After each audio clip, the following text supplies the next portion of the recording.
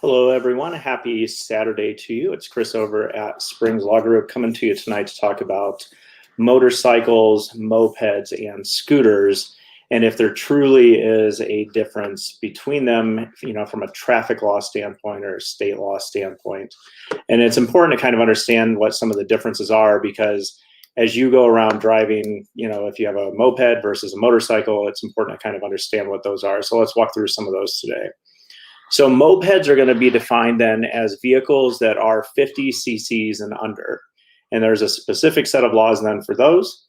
And then there's going to be a set of laws for 50 cc's and over, which are going to be your motorcycles.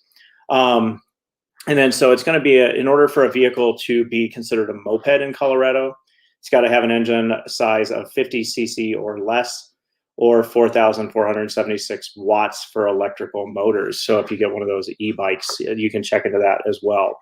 A lot of times too, the moped and scooters, they're gonna be fairly similar, but you do have to be careful because then as you watch those CCs climb up, it could end up climbing into the motorcycle law section, which those do have their own requirements there as well. A motorcycle though too, if you do fall into that category, it then can be defined as a vehicle that has 2 or 3 wheels with a motor larger than 50 cc's. Then a motorcycle also has to be equipped with the same equipment as a car or truck, which is an operating headlight, tail lights, turn signals, and all other equipment required of any motorized vehicle.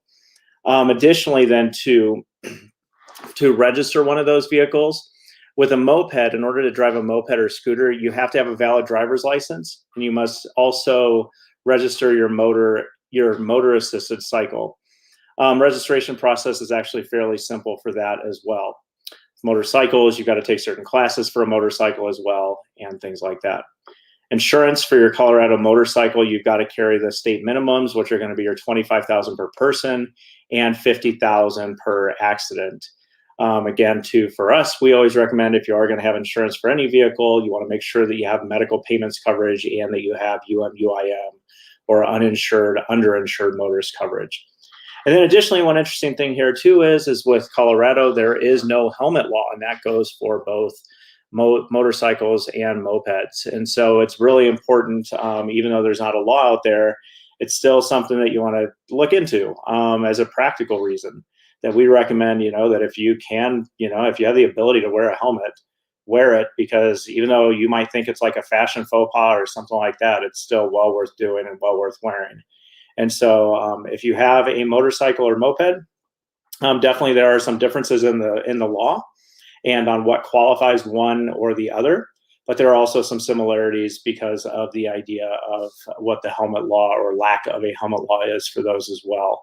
Again, as injury attorneys, we've seen many injuries, and a lot of times they're head injuries. So we do recommend that people have proper attire and eyewear, goggles, things like that, whenever you're out riding. So definitely so that you're being safe, not only for yourself, if you're in an accident that either you cause or an accident though too that someone else has caused. So just make sure you're careful out there.